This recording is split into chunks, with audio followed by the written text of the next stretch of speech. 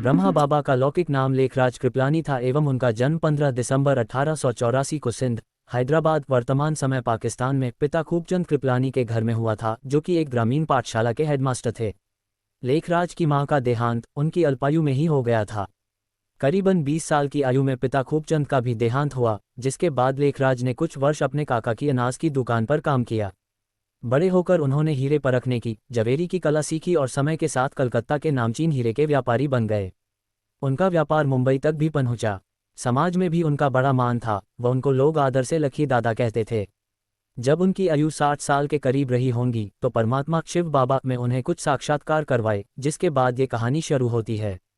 ओम मंडली और आदि यज्ञ 1935-36 से ही दादा लेखराज को परमात्मा द्वारा साक्षात्कार होने लगे थे।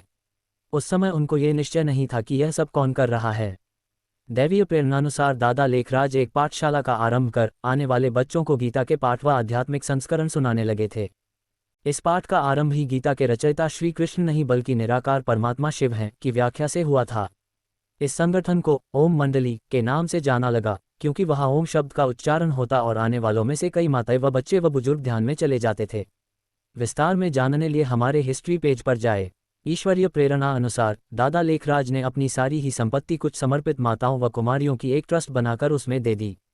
ये यज्ञ माताओं द्वारा संभाला जाने लगा और एक रूहानी यात्रा का आरंभ हुआ।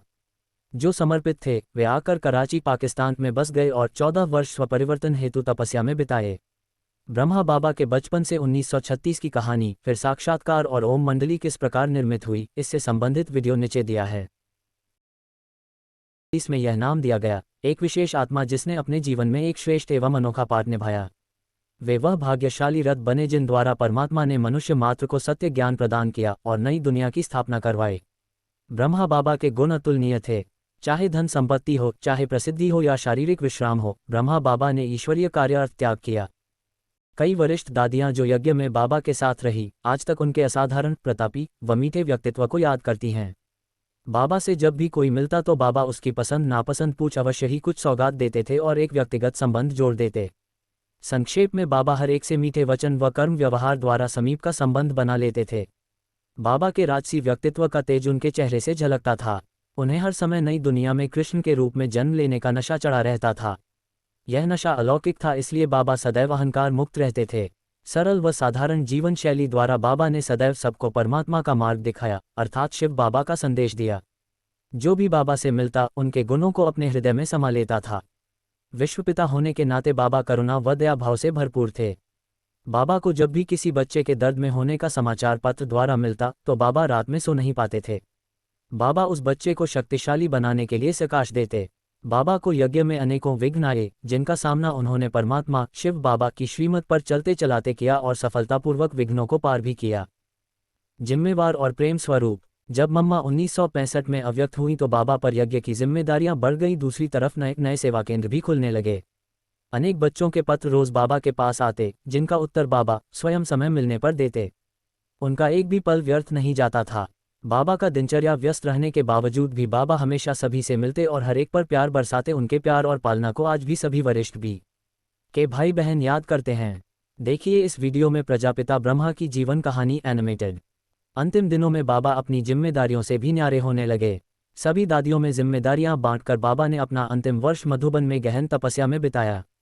जनवरी 1969 में बाबा अपनी अंतिम कर्मातीत अवस्था को प्राप्त कर इस साकारी दुनिया से न्यारा होकर अव्यक्त बन गए। बच्चे अब ये समझते हैं कि यह कार्य शिव बाबा ने ही ब्रह्मा बाबा द्वारा कार्यान्वित किया, जिससे सेवाएं बेहद में बढ़ें।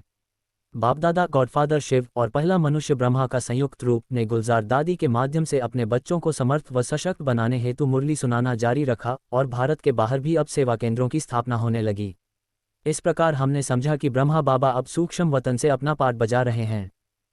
पदचिह्न। ब्रह्मा बाबा के पदचिह्नों को फॉलो कर आज लाखों मनुष्य आत्माएं इस ईश्वरीय ज्ञान को प्राप्त कर जीवन जीने का आदर्श मार्ग अपना रही हैं। अर्थात अपने को आत्मा जान ब्रह्मा कुमारी व ब्रह्मा कुमार ईश्वरीय श्रीमत अनुसार स्वयं के और दूसरों के कल्याण अर्थ तत्पर है। और इस आध्यात्मिक मार्ग पर हमारा साथी है स्वयं परमात्मा शिव बाबा, जो हमारा अविनाशी रूहानी बाप, परम शिक्षक व सद्गुरु हैं। निर्विकारी, निरहंकारी, निराकारी बनो। ये प्रजापिता ब्रह्मा बाबा के अंतिम बोल रहे। दिखाया ਹੈ ਤੁਹਾਨੂੰ ਉਹ ਸੱਚ ਜਿਸ ਦੀ ਤੁਹਾਨੂੰ ਤਲਾਸ਼ ਸੀ। ਅਗਲੀ ਵਾਰ ਅਸੀਂ ਫਿਰ ਤੋਂ ਇਸੇ ਚੈਨਲ ਦੇ ਉੱਤੇ ਇੱਕ ਹੋਰ ਸੱਚ ਦੇ ਨਾਲ ਮਿਲਾਂਗੇ। ਪਲੀਜ਼ ਮੇਰੇ ਚੈਨਲ ਨੂੰ ਸਬਸਕ੍ਰਾਈਬ ਕਰਿਓ, ਨੀਚੇ ਦਿੱਤੇ ਗਏ ਬੈਲ ਆਈਕਨ ਨੂੰ ਦਬਾਇਓ ਤੇ ਮੈਂ ਹਾਂ ਤੁਹਾਡੀ ਪਿਆਰੀ ਜਸਮੀਤ ਕੌਰ।